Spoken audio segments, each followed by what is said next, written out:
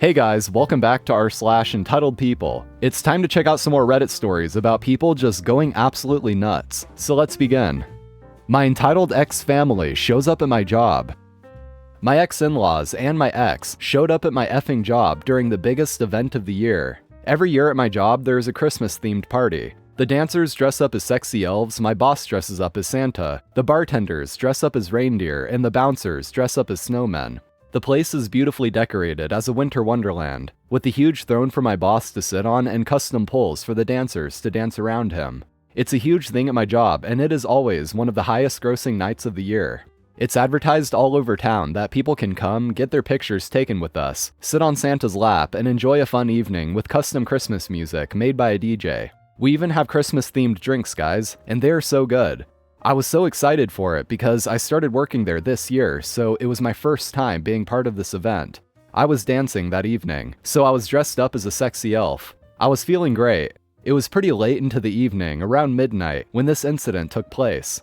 I was dancing on stage when, out of nowhere, I heard the shrieking sound of my ex-mother-in-law crying. I turned around, and there they were, ex-mother-in-law, ex-father-in-law, and effing Bill. Ex-mother-in-law was slapping at Bill's arm and pointing at me. I couldn't make out what she was saying over the music. All I could hear was the shrill sound of her voice. I started looking around for Kyle, my boyfriend. I couldn't see him, but I did see other bouncers, so I waved at them, trying to get their attention. We have a special wave that when a bouncer sees it, they know to come running. Bill comes to the stage and starts shouting at me while the men around him were waving cash at me. He tells me to come down and to come with him, that I was bringing shame to his family. I ignored him. I saw a couple bouncers heading for us, so I kept dancing, believing I was saved. That was protocol. Call the bouncer and keep working to avoid making a scene. It was then that I felt someone grab my ankle and pull. In my panic, I fall and let out a scream.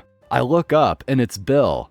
He had pulled himself onto the stage and grabbed me. I start kicking at him with my other foot until the bouncers finally got there and pulled him away from me. I feel someone else grab at me and I screamed again, but when I looked up, I saw it was Kyle, my boyfriend. So my ex-Bill and my ex-in-laws were taken into the office, while I was taken backstage to ride out the panic attack. Kyle held me until I calmed down.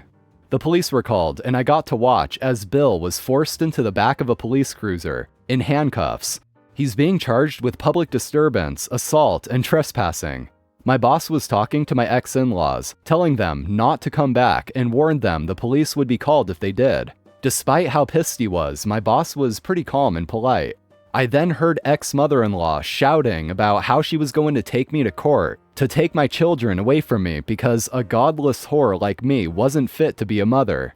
I couldn't take hearing that and I rushed at her. Kyle had to grab me and stop me, but I was screaming at her that she was a psychopath and she would never get her hands on my kids again. That she had raised a lying, cheating, emotionally abusive scumbag. She raised a hand to slap me, but the bouncers and police got between us. She and ex-father-in-law got into their car and drove off after being threatened with arrest. After calm had been restored, we all went back inside and resumed the party. I made good money that night. Even Samantha, my job's entitled gossip, couldn't deny what Bill and my ex-in-laws did was crazy. Over the weekend, I got a call from someone claiming to be Bill's ex-girlfriend, the one he cheated on me with. I asked her how she got my number, and she said she had her ways. She said she decided to call me after Bill called her begging to get bailed out. She told me that during their relationship, ex-mother-in-law treated her like crap and compared me and her a lot and always acted like she wasn't good enough. She was relieved when they went to Greece, believing her and Bill's relationship could be salvaged at that point, but she was wrong. Bill would also talk about me, a lot, and she was always crying about being compared to his ex.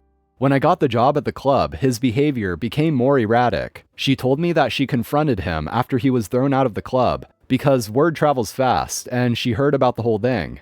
He got pissed and slapped her, then threw her out of his house. She got him arrested, and he was fired from his job as a result. I thanked her for the information and promptly told her never to call me again.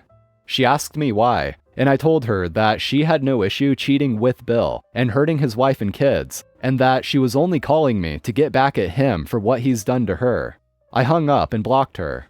I planned to go file for a restraining order today, but now I am armed with more information that will make the process so much easier and go so much faster. Win for me. Merry Christmas, everyone.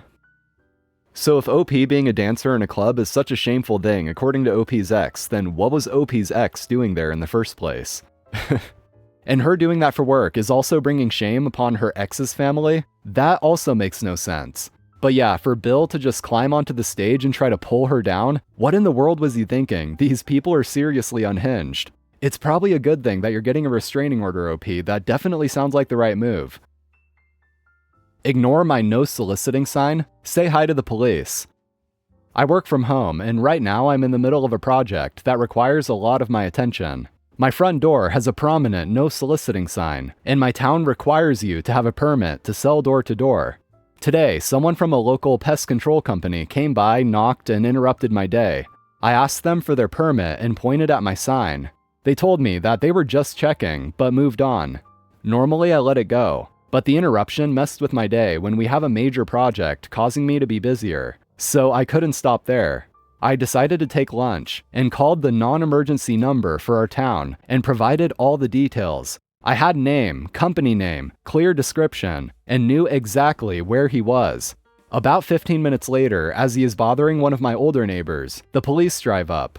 He was clearly upset and was arguing with the officer as he wrote him a ticket. I know it's something small the first time, like a $200 fine, but it felt good to inconvenience him the way he inconvenienced me. Edit. My town requires a peddler's permit for all door-to-door sales. That is where the fine comes from. What I don't really get is what makes a door-to-door salesman think that they're going to make a sale after they just totally ignored and disregarded someone's no soliciting sign. It's like, oh, I have a no soliciting sign, but you know what? You knocked anyway, so I'm going to buy your product. My daughter decks an entitled mother over a toy. So with a big lit-up holiday centered around a fat man in a red suit and a baby being born, my kids needed to buy presents for their friends. With the entire family being sick for most of December, we finally got to a store. Now, I only took 3 of the 5 kids, as my wife took the other 2. One very important thing to point out is my 6-year-old son is mild autistic. He is also a sponge when it comes to learning and is a grade ahead. But without stimulation, he can be a nightmare. We are still working on that. We told him no tablet, but he could bring any toy he wanted, so he brought this puzzle cube. We were walking through the store and I told my oldest, an 11-year-old girl, to watch her brother, as I had their 4-year-old brother. We were in the toy section when I hear my son scream. I turned to see my daughter wrenching the toy out of another kid's hands and yelling at him, "It's not yours, let go." She eventually got the toy and I got between them, and the kid started to hit me. I pushed him back a bit and said very loudly, instant regret as my throat was still sore, "No hitting." He then rushed past me and went after my daughter, who was still holding the cube. My daughter just pushed the kid down the aisle. At this point, other parents are starting to get involved. The kid came to swing at my daughter again, and she once again threw him to the ground. It was at this point the boy's entitled mother showed up, and instead of taking care of her demon spawn, entitled mother grabbed my daughter's hair. My daughter turned around quick and decked this entitled mother right in the stomach.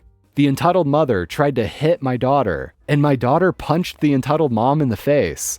The chaos ended, and it wasn't until this point that I could actually see all that was going on. I was restraining the little devil. My sons were being looked after by a very nice lady, and the entitled mother was sitting on the floor crying.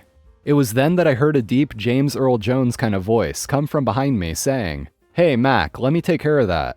I didn't understand what he meant, so I just responded, "What?" And he replied, "That's my son, and that, stop crying, you started this mess, is my wife." She looked up at him and yelled something obscene, and he very calmly said, "Get up, apologize, and maybe they won't press charges." She snapped with, "You're a crappy husband." For the aftermath, a lot happened, so I'll sum it up. Police were called, cameras were looked at. Entitled mother was arrested for assaulting a minor. The demon spawn was forced by his father to apologize to everyone. The manager apologized to the point I got annoyed, and the manager gave us a discount on our order. Oh, and remember the nice lady? She is a special education teacher, so that was lucky. And finally, my daughter was allowed to get a game of her choice because daddy is proud of her. Edit, I just wanted to add, my daughter has been boxing for about 3 years now. She will be entering her first real 6-round match in 2 months. The dad was apparently just biding his time to divorce his wife. He was waiting to make sure that when he did, he would get full custody. He never thought she would pull a stunt like she did yesterday. Reading this, you may not be able to realize this all happened in less than 5 minutes. I took my eye off my daughter for about a second to grab the demon spawn to stop him from hitting people when the entitled mother grabbed my daughter. The 2 punches went very quick. Update. Okay, I just got back from the police station with my daughter. We had to go do some paperwork and verify if we agree with their official timeline of events. We were informed that we may have to testify in court. My attorney stated we can be forced to testify in this case, but may not have to. So the entitled mother is facing assaulting a minor and endangering the welfare of a child, both of which are felonies. She is also facing charges for resisting arrest, assaulting a police officer, vandalism, and there is one more charge that I cannot remember the name, but it has to deal with her lying to the police. I spoke with the father today and he said he is seeking counsel for divorce. He also offered to buy a new phone to replace my daughter's broken phone to avoid court fees. I don't know if I will put up another update, but my attorney said this case will go fast because entitled mother is facing felony charges. My daughter is fine, though the mark she had on her face is darkened. The doctor says not to worry about it. I am very proud of my daughter, not only for standing up for herself and her brother, but for showing restraint while doing it. After the second punch, she just stood there, ready to swing again. She also remained calm when the officers said they had to handcuff her until they found out who the aggressor was.